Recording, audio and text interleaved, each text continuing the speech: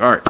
Now to the WNBA, which I wanted to be my main focus anyway, because the NBA is in season and the W obviously seasons haven't started yet. I think training camps start, everything really starts like March, or March or April, I think, for training camps. Maybe probably April. I'm tripping. Anyway, here's the list I created by myself, just detailing some of the biggest moves. And, you already know my reaction to the Candace Parker to Las Vegas. We got Brianna Stewart signed with New York, baby. New York City. Izzy Harrison to Chi-Town. I'm not mad at that move. She went to a place where she's going to be used. That's for sure. Emma Mieseman is a free agent. I'm not sure if she re-signs with Chicago Sky. But just Izzy, y'all know I love Izzy. Izzy being in a place where she can show out and she can do her own thing. We're not do her own thing, but just basically show out, no restrictions. Because I don't know what the hell they had her on. I don't know what the hell they had her on in Dallas, bro. There's no way I'm a coach and I see all this talent and I just don't play that person, or put that person in a position to benefit from it. I would have loved to see Izzy in Seattle. I think that would have been like the best dynamic to see, because she has all these guards around her who are capable guards, and we'll get into the Seattle guard situation later, even though they picked up Arella and everyone's bitching about, oh, they don't have a point guard. Like, you just picked up Arella Garantes. You got Kia Nurse. Now, Kia Nurse is working her way back from injury and whatnot, but that backcourt to me is kind of crazy. And you have Jewel Lloyd. If you add Izzy Harrison to that mix, oh my gosh, can you, they re-signed Izzy. Let's keep going, man. Izzy to Shy, she's gonna do work regardless. Courtney Williams is obviously there. Kalia Copper's still there. They picked up Marina Mabry as well. Yeah, so Marina Mabry is there. So basically 2 Dallas Wings now in Chicago. I just would have loved to see Izzy in Seattle. I feel like that's the move. You know what I mean? Like that. Like, she would have fit right in. She could run 4, maybe a little bit of 5, maybe be a stretch big, whatever. She would have had full range in Seattle, because I think Coach Wade is going to try to put them in a system now. I don't know how successful that system will be. Anyway, moving on.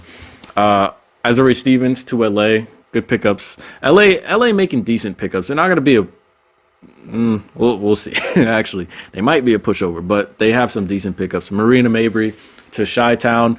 Diamond DeShields to Dallas. Dallas is building a sleeper team. You have Natasha Howard, Big T, Veronica Burton, Diamond DeShields. Who else do you have? I'm tripping. Crystal Dangerfield. I'm forgetting names now. Satu Sabali. As long as she's healthy, man. As long as she's healthy, Dallas is dangerous. But Dallas has a couple of good pieces. Erica Wheeler went back to Indiana Fever. Fever should be picking up Aaliyah Boston. I don't know how good they're going to be.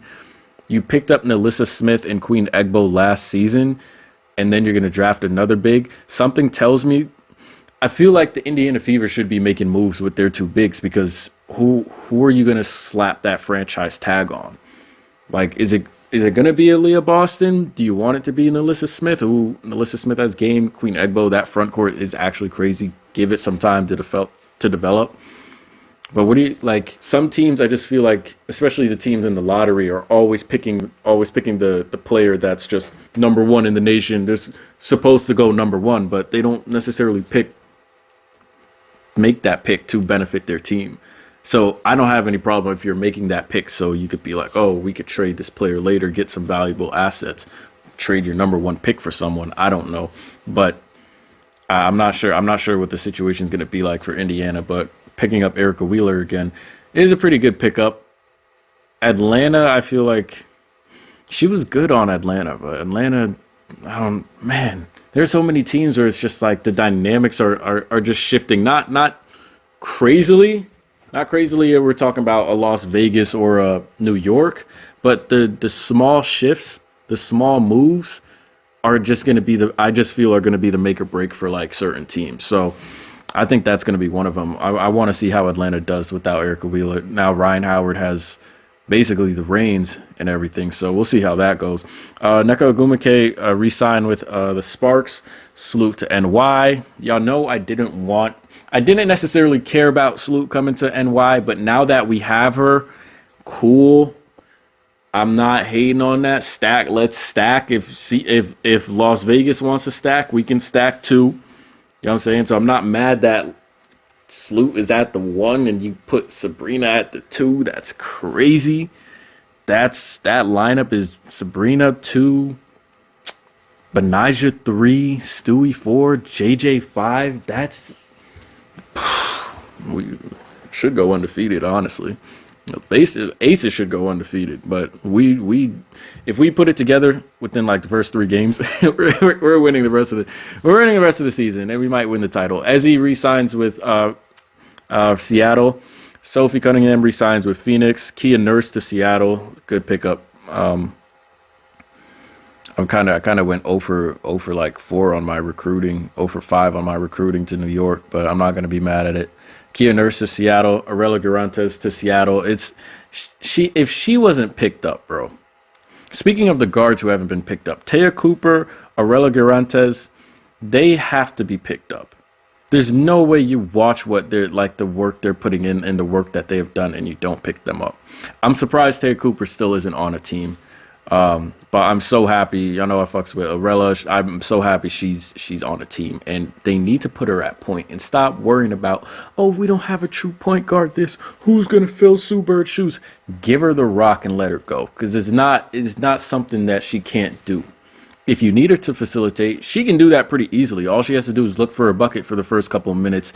Then once the defense starts collapsing on her and starts ball watching, now she's facilitating. Now she's dumping off, which is why I think Izzy in that position, she could have benefited from dump off passes, feeding the post when all the guards around the perimeter are hot. You know what I mean? Anyway, Arella's going to do work. Stephanie Talbot leaves Seattle, signs with the Sparks. Again, Sparks making them low-key moves, you know what I mean? Alicia Clark signs with Las Vegas. We already covered that. Brittany Sykes, I'm pretty sure she's signed with DC. I saw something where it just threw like if she actually signed or not. I don't know what I saw, the free agency and stuff like that. Lexi Brown re-signs with LA. Courtney Williams to Chicago, and the move that absolutely made no sense to me. Michaela Onyenwere to Phoenix, and we gave up our rookie of the year for a second round pick. I'm trying to think here because I was trying to read the vision that New York is doing, and I don't mess with it. I don't mess with giving up our rookie of the year. And I've left a comment on the social media page, and I was just like, the only reason we're giving up Michaela is because Sandy doesn't see value with her. Like, Michaela was healthy the entire season, entirety of last season, and Sandy barely started playing her like towards the end of the second half of the season. I think they moved Michaela because Sandy doesn't see any value with her, but that makes no sense. That makes no sense to me. This is the dumbest move ever. She got traded for a bag of chips, and now it's like for a 2024 second round pick. I think for a 2024 second round and 2025, either first or second round. So you're trading MO for 2 picks, 2 in the next 2 years. There's no way you think that has more value than MO. There's no way you think that has more value than Mick.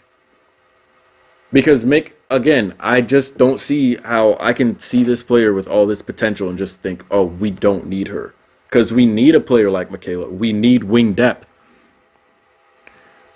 That is like the dumbest move the Liberty they were going well, like we were going well until we made this move. This move makes no sense to me. It makes absolutely no sense to me because you could play Michaela at the 4 sometimes, stretch 4. You could play her at the 3 for sure. And even in college, she ran 2. That move, like low-key pisses me off. I don't think there is a vision behind it other than Sandy just not valuing like Mick. I don't think she saw it. Like there's no way you're telling me of all players to be traded first, Mick went first and not Didi. Mick has been way more productive than Didi Richards, and Mick gets traded for basically nothing too. It's not like we got anything like good in return. Now the player we got, I forgot her name, but hopefully they say she's a shooter. I'll take a shooter. Cool. I hope she has a very big impact on the team, because other than, if she doesn't, this is the dumbest trade of the offseason for us. It's the dumbest move of the offseason for us.